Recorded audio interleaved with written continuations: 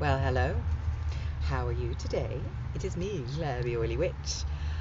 I've been having thoughts about the physicality, the manifestation of work, money, and I am aware that at this new dawn of Aquarius, there is a lack of appreciation of spiritual practice, should I say.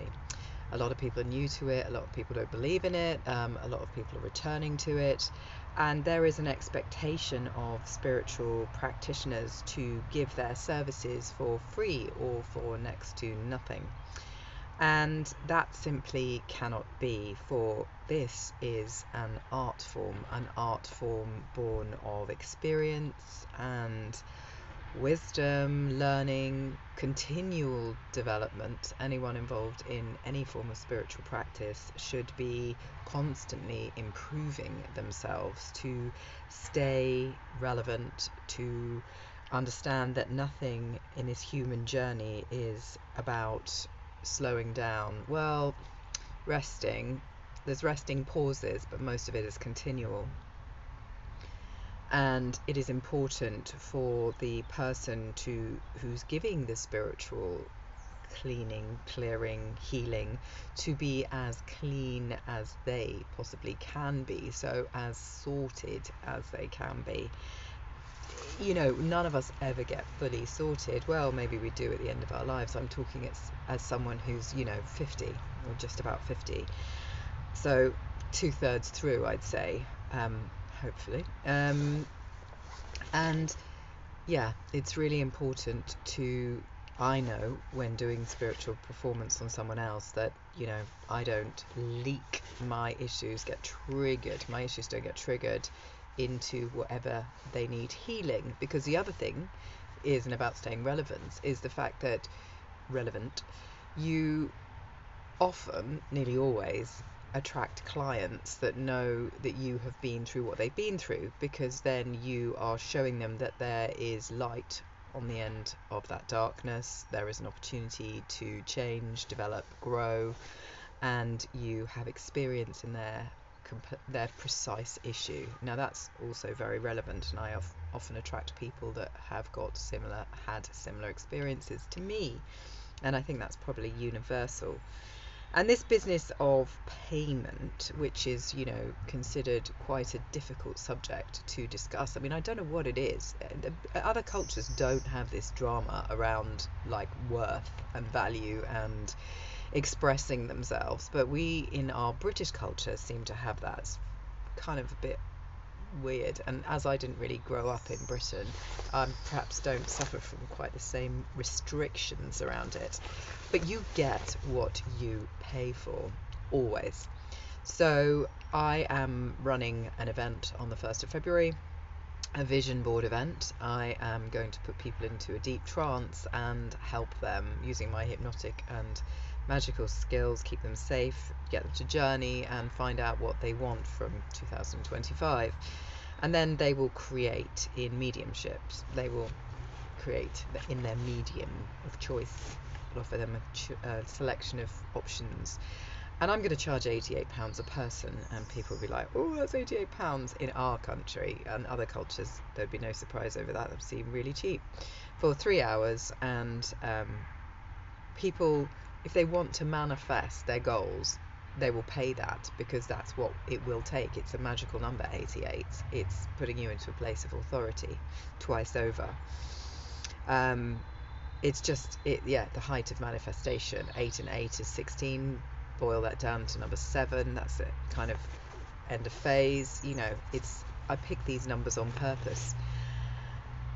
And when you're setting prices and stuff with people around your work, you have to make sure, A, that you are given enough to survive and justify and keep you safe for what you're doing, because it is such a holistic experience.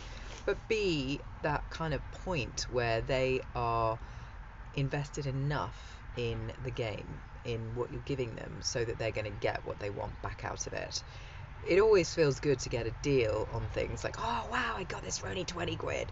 Well, yeah, you're only going to get 20 quid's worth of value out of it, and you're probably only going to treat that as 20 quid's worth of value, as opposed to when you spend more money on something and it gives you pleasure, it kind of elevates your frequency. And that's exactly what this is about. It's about elevating your frequency into the right value to give you everything you wish to receive.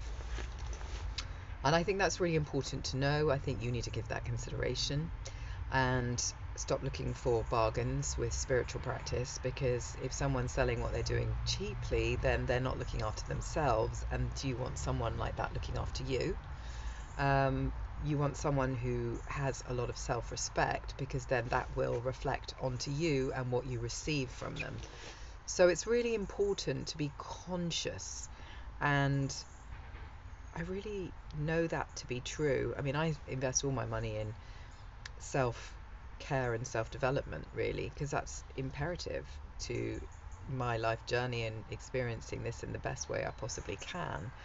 I am certainly not a paragon of virtue by any means. I'm completely and utterly human. I've just been in therapy for 35 years and been a practicing witch for 29 years. So I've got quite a lot of knowledge and experience, and I've thought a lot of this stuff through, which you would hope, and quite a lot of qualifications in the things that I do, so that I can offer a rounded service, and that's what you'd want. So be conscious, be considered. Don't just let any old sod read your energy, because that's like giving someone the keys to your kingdom. And I think it's really kind when people say, oh, I've got a reading for you, I've got a message to you. But if you haven't asked for that message and you don't know that person, then how could they be having a message for you? That just wouldn't work like that. The spiritual people, guides, etc., that would want to get through to you will find a way to get through to you through safe passageway. And if it's not safe passageway, i.e. known passageway, that could be a radio song, it could be a conversation, somebody suddenly said something and you think, God, that sounds just like my deceased so-and-so. Then what's that about? What is that about? And unfortunately, there's an awful lot of ego in this field as well, because it's new and stuff like that, and people get, built up by thinking that they're, unbreakable, amazing, they've got this talent. They do have a talent. It is a talent to be able to do this, but it's also, you have to want to be able to do this to be good at doing this. But there shouldn't be any ego involved, because there's a high price, people doing this on behalf of people. It's not just what you see on the surface, there's many layers to it, and just, you got to stay real. And anyway, the spirit flicks you off if you start to get ego. He literally kicks you in the ass. Anyway, that was my Sunday message about things, because I've been really pondering this recently, and I'm giving that message to myself as much as to you, as is often the way when we say and share these things. It's by putting it out there that you get to hear it yourself more clearly and live it. Much love. Have a wonderful day.